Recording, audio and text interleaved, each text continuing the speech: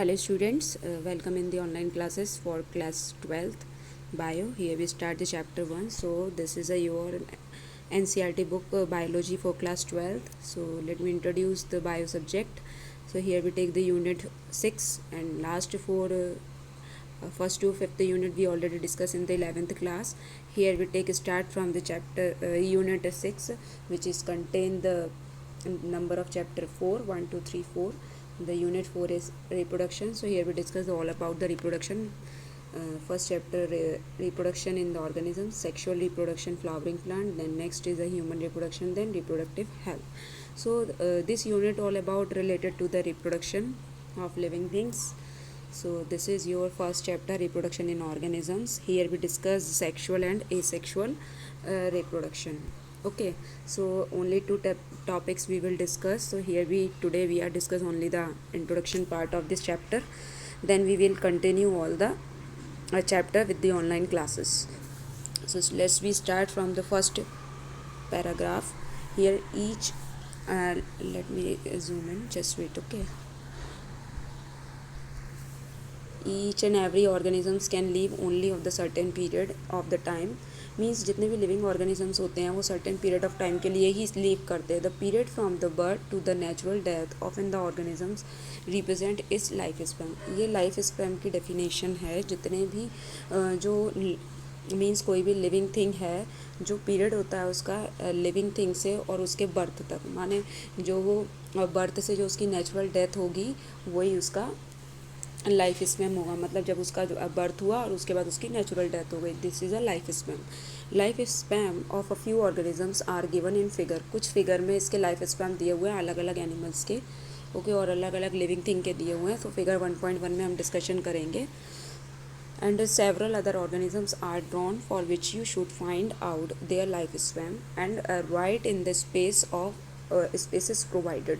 और कुछ अलग ऑर्गेनिजम्स हैं, कुछ दूसरे ऑर्गेनिजम्स हैं जिनकी लाइफ स्पैम में कुछ अलग तरीके से, जिनको हम फाइंड आउट करेंगे और ये फिगर 1.1 में देखते हुए डिस्कशन करेंगे. Examine the life span of organisms represented in the figure 1.1.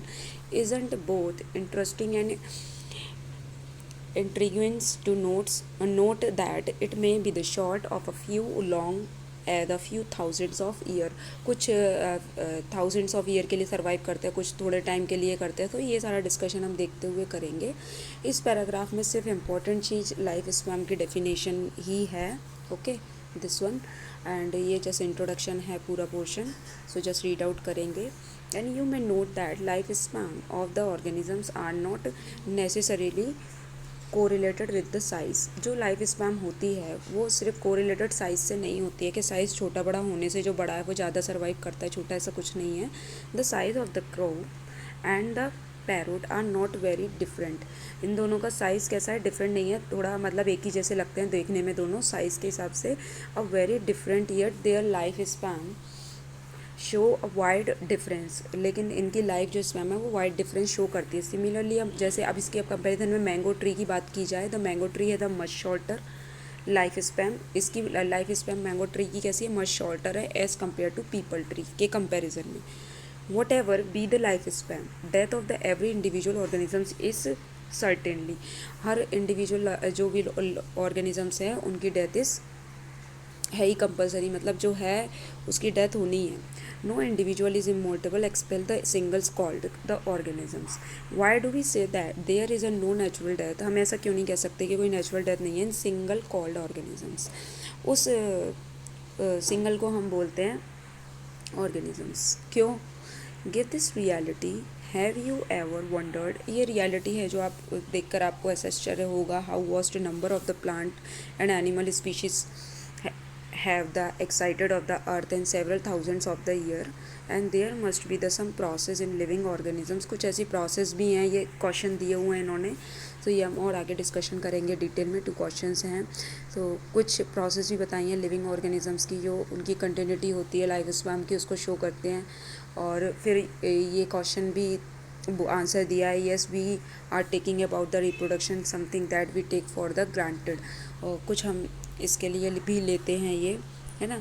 So move to the next page. ये डिफरेंट लाइफ स्पैम दिए हुए हैं इनके. राइस प्लांट के जैसे टर्टस का दिया है 1 to 150 है, पैरोट का 140 दिया हुआ है, 15 ईयर्स क्रो का दिया है। जैसे अभी हमने साइज़ की बात करी थी कि दोनों का साइज़ सेम होता है, लेकिन crow survive only 15 years and parrot survive only 140 years.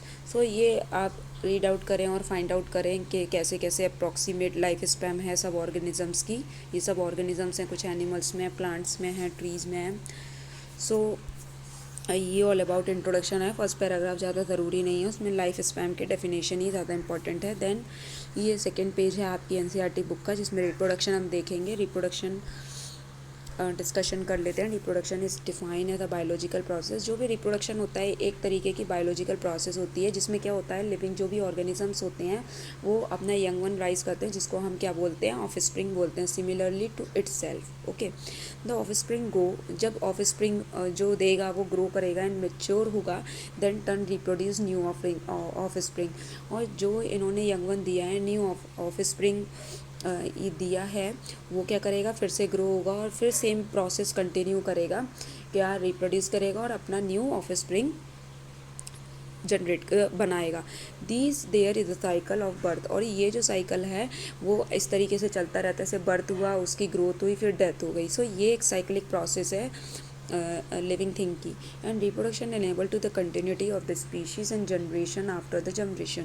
You will study later in chapter 5, आप इसके बारे में डिस्कशन करेंगे चैप्टर 5 में। The principle of the inheritance of the variation in सबके।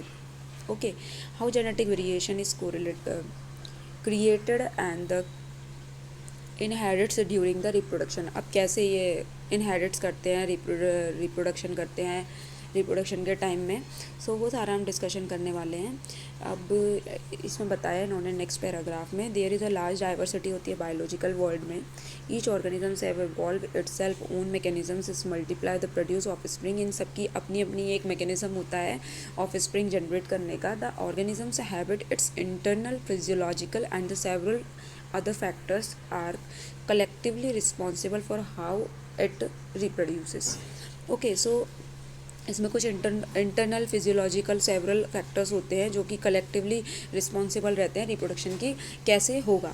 बेस्ड ऑन द वेदर, ये बेस्ड रहते हैं weather. There is a participation of organisms का पार्टिसिपेशन कैसा होता है, पार्टिसिपेशन ऑर्गेनिजम्स, और 1 ऑर्गेनिजम्स होगा, 2 ऑर्गेनिजम्स होंगे। The process of reproduction it is 2 types. जो रिप्रोडक्शन होता है वो 2 टाइप्स का होता है। When offspring is reproduce by the single parent with और without the involvement of the gamete formation.